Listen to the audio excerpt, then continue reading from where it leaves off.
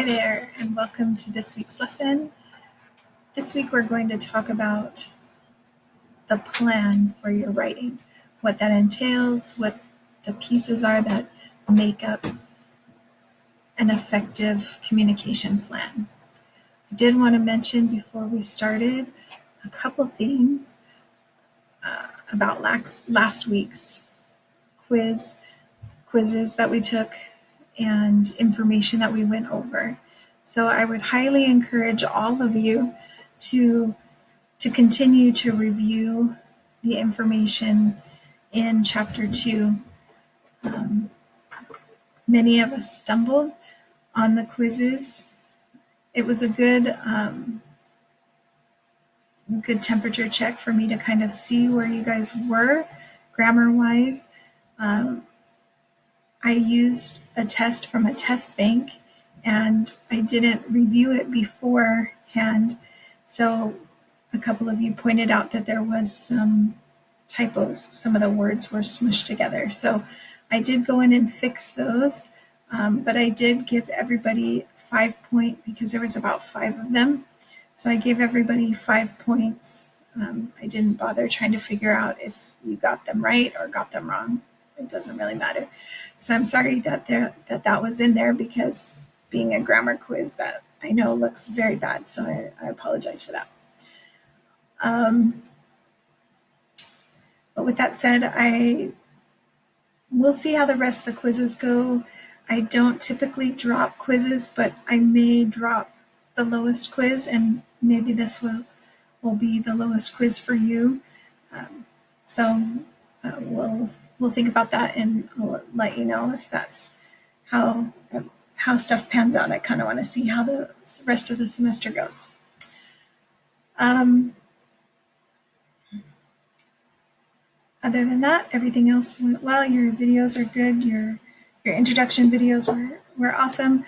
We only had 3 people come to class last week, and so I'm going to probably try to do more videos throughout the week, maybe at least 2 videos.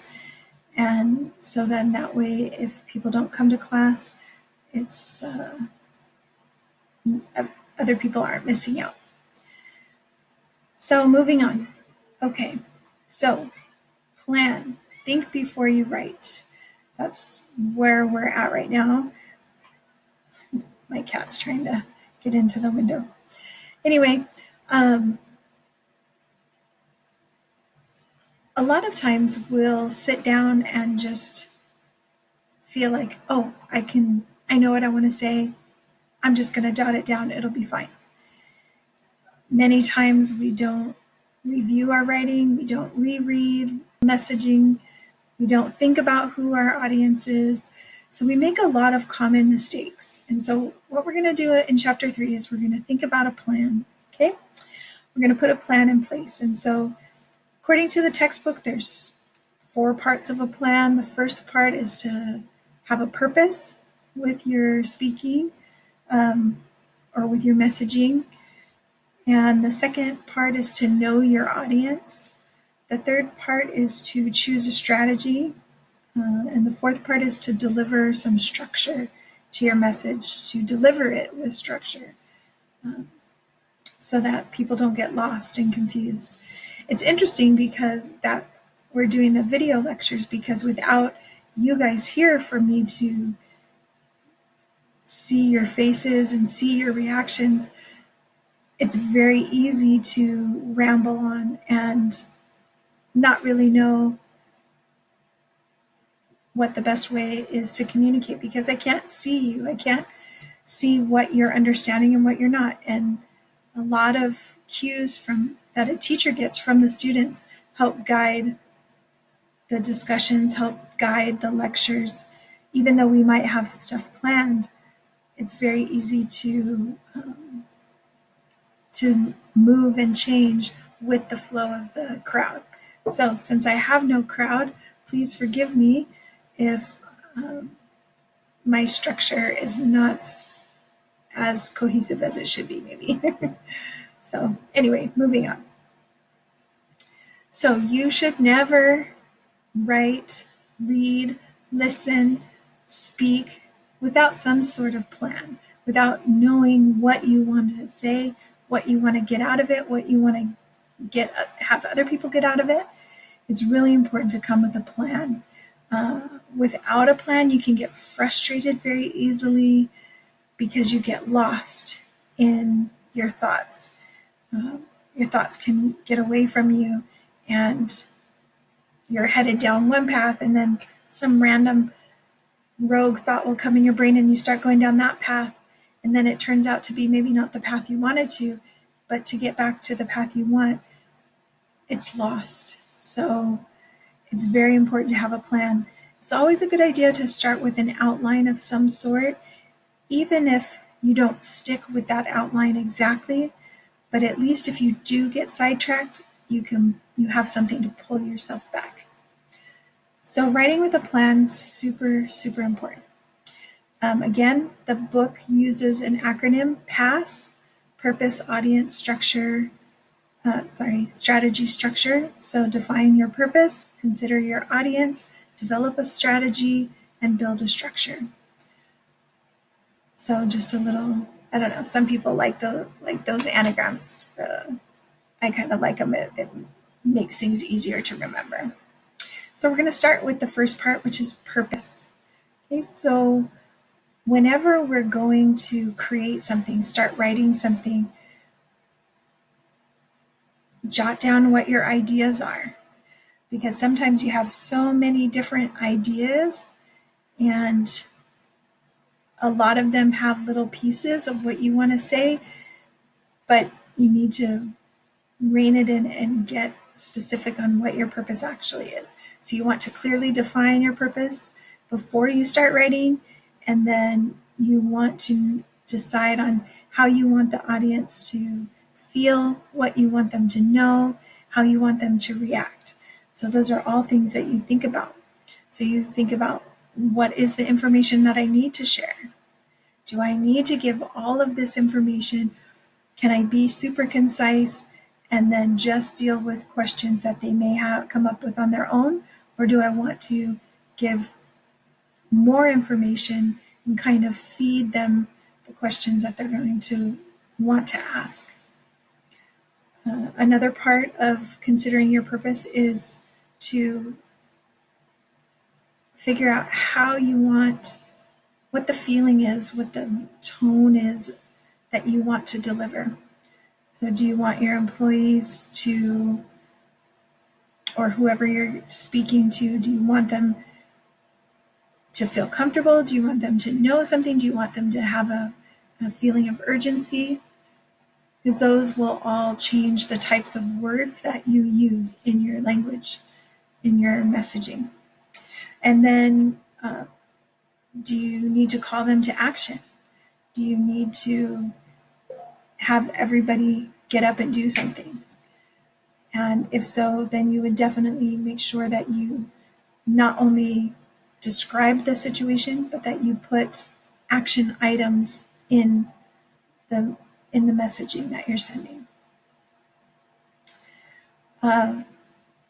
So I like this. Sandra Lamb, she's an author. She wrote a book called Writing Well for Business. And I like what she says. Think through what you want to communicate and rework it until you can get it to one sentence.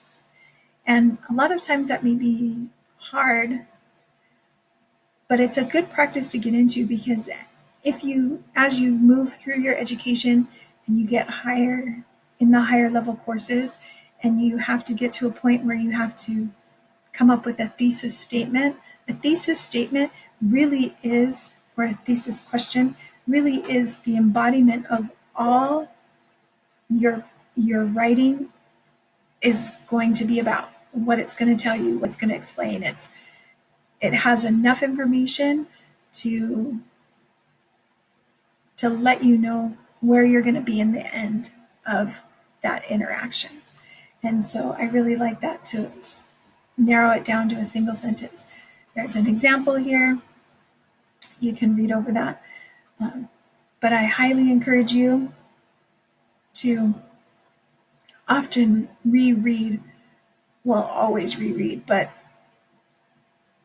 often reread again and again until you can narrow it down to a small one liner. I mean, of course, not everything can be pared down that small, but if it can be, you want to get it down there. And when you're writing for business, you need to be very concise. And there's a lot of reasons for that. And we've talked about some of those already. But one reason is that people can get lost in the messaging, people can lose interest in the messaging, people can get confused with what the actual message is.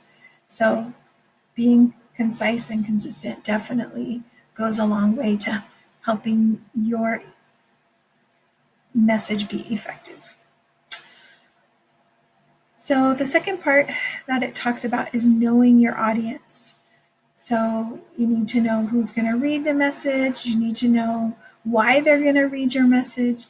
You need to know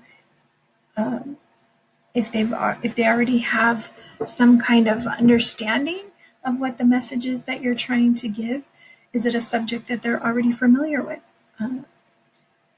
If not, then you're not going to want to use language or vernacular that's very specific to a certain department or industry. You're going to want to use words as if you were explaining it to somebody who this might have been their first message that they ever got about this type of thing. So you're definitely going to want to know your audience, know what their knowledge level is, know what their interest level is, if it's relevant to them. All of those things will help you to know how to present your message. You also want to, again, think about how the audience will receive your message. Is it a message that's going to make them happy or sad or upset? Is it something that's is it something that you need to have them have a reaction to, or is it just you're just giving information and you just want them to receive it? You do have to be prepared though when you're writing that way, that there may be kickback, there may be pushback against your messaging. So you have to always be prepared to defend and explain your message. So make sure that you're writing it in a way that you understand. And sometimes when we get wrapped up in our writing and we're just writing, it makes sense to us and we know how it makes us feel, but we don't take readers into consideration. So, and then again, with your audience, are you asking them to do something? Are you calling them to action? If you are calling them to action, you have to be very clear.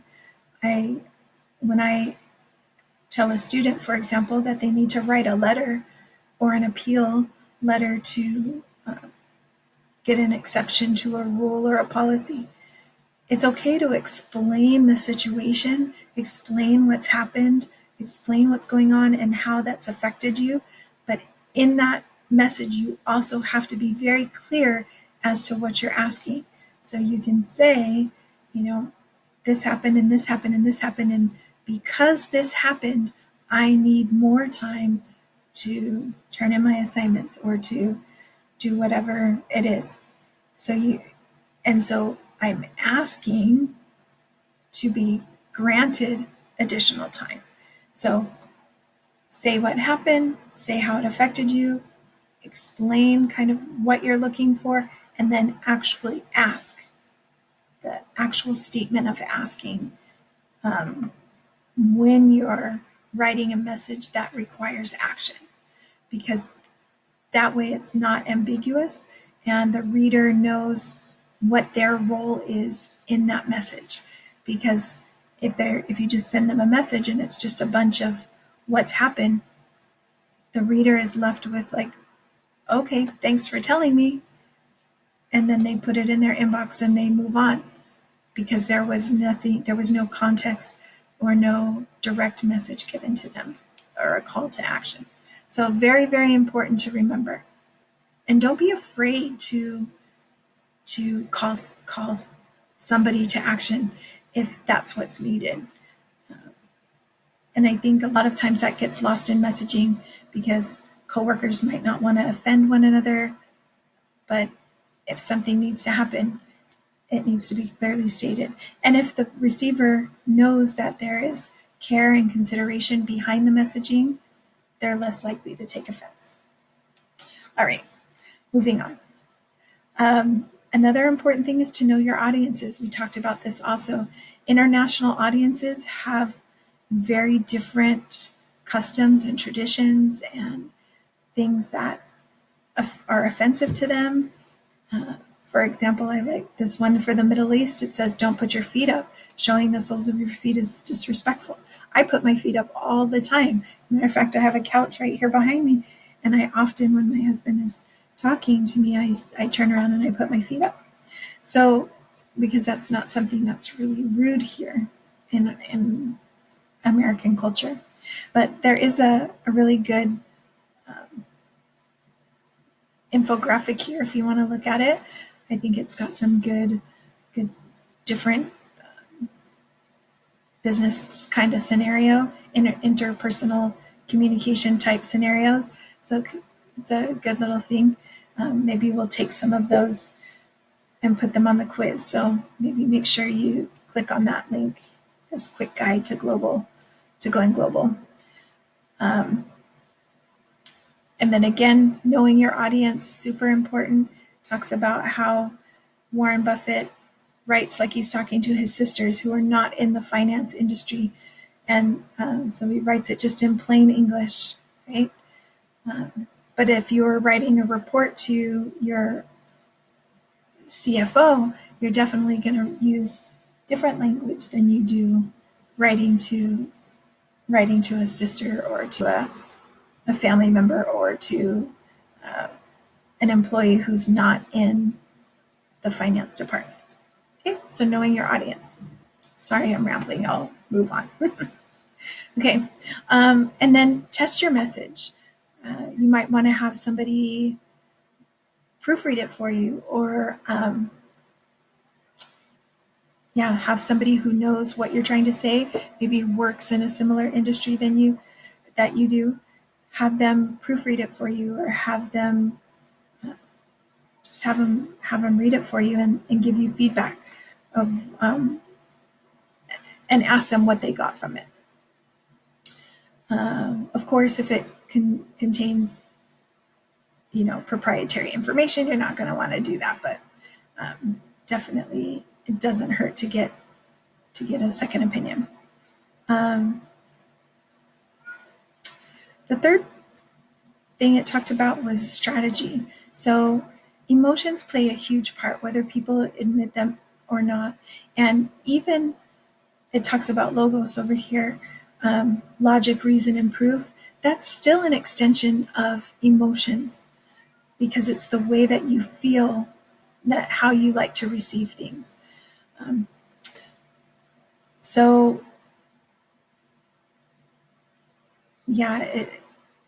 Emotions definitely play a huge part in how people will receive a message.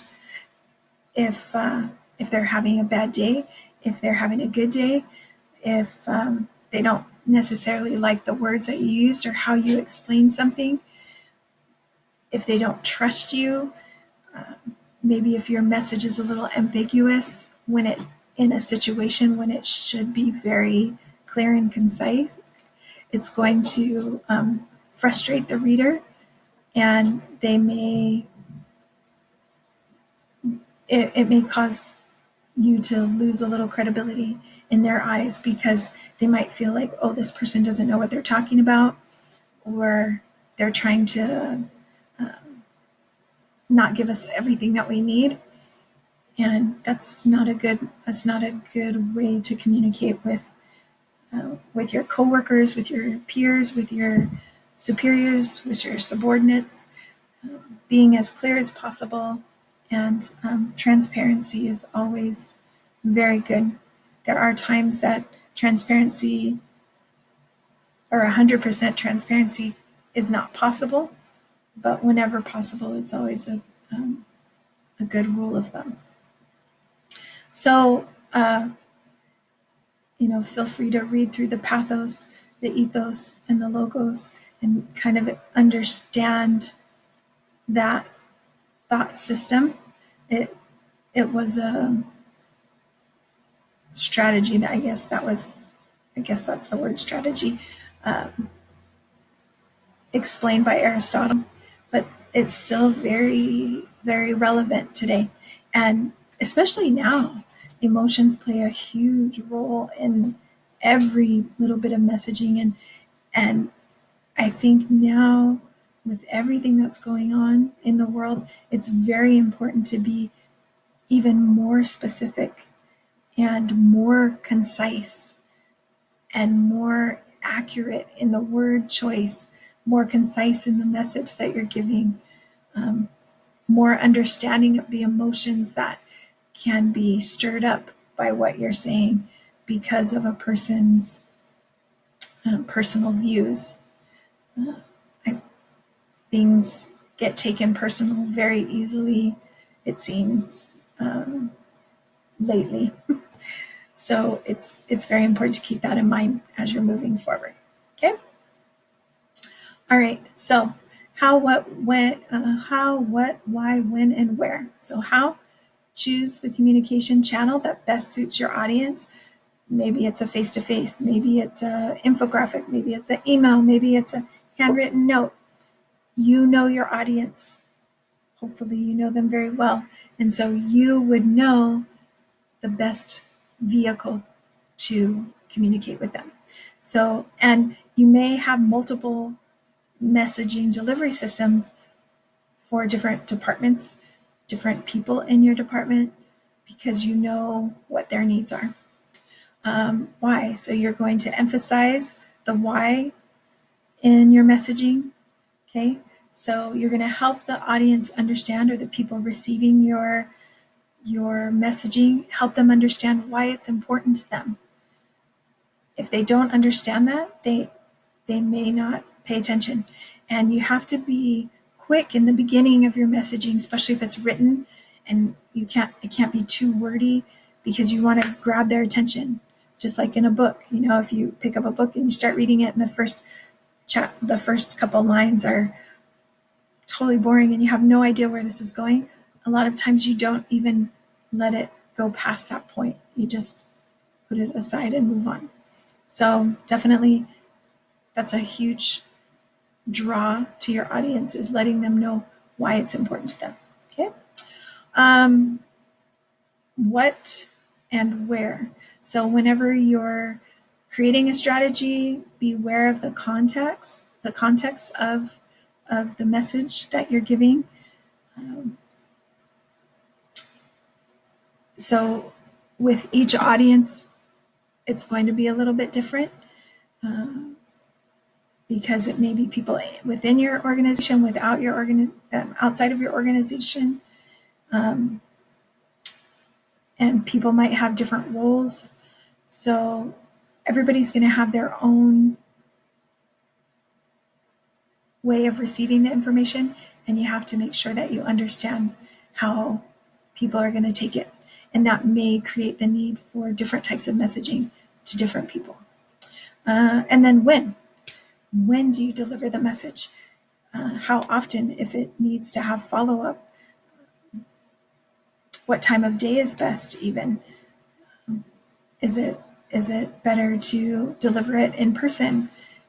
Is it better to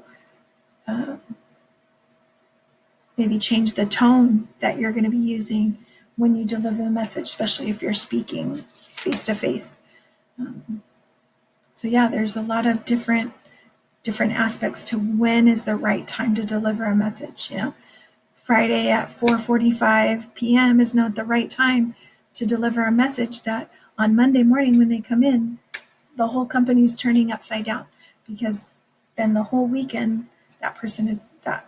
they're going to be out of sorts and frustrated and confused, and they're not going to have anybody to talk to. So it's, timing is key. And then most of all, it says be concise. Again, we talked about it, and I know I'm talking a lot, but that's kind of that's kind of what a lecture is. Kind of give some context to the situation. So, but being concise, being clear with what your message is, making sure you use action words, making sure you use detailed descriptors so that a person knows what the message is, why it's important to them, and what their role is and how they can help. Okay. Lastly, structure. You always want to make sure that your message makes sense.